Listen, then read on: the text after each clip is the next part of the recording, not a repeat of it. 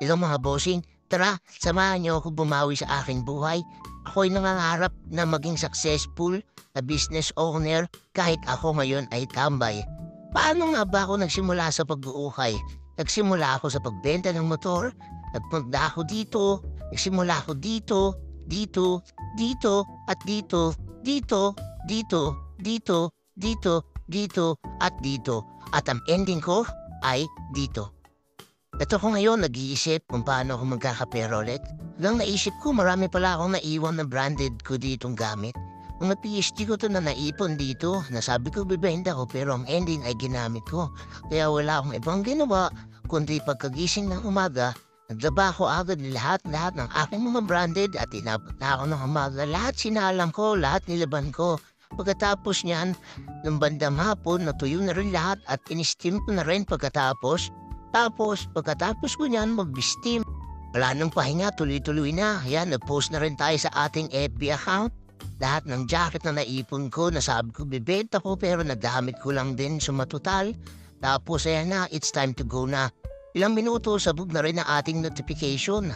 Ayan, maya may nag-chat na rin. Inihingi yung details ng dalawang jacket natin. Sabi ko wala akong detalyadong picture kasi nag-i-steam ako. Pero kako, pares na red sa Excel yan.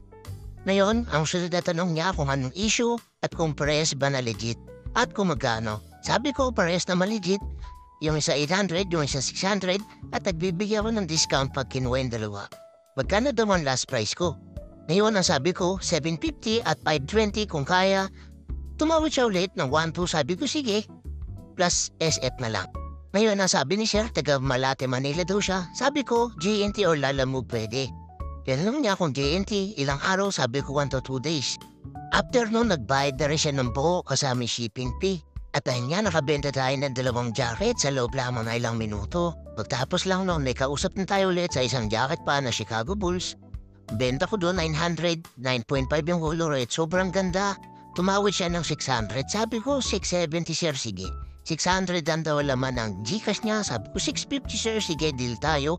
At dahil nga, nabenta natin na 650 itong jacket na to. Pagkatapos niyan, nagbalot naman tayo ng mga order nila para mandala na rin natin agad sa JNT. Yung JNT dito, nilalakad ko na lang kasi malapit lang naman. Ngayon, ganyan lang kalapit. Tapos napunta na rin ako ng JNT kasi baka masaraduhan tayo. Tapos ilang minuto, nakarating na rin tayo dun. Yan yung JNT dito sa amin. Yan nga, nasabog ko ang lahat ng mga items na ipapadala natin. Pagkatapos yan, nagpa-ship ko na rin. At ngayong araw nga, kumita tayo na 1,850 pesos. Ngayon, pauwi na tayo. If gusto niyo pa ng mga gantong content, mga bossing, please follow me. Salamat!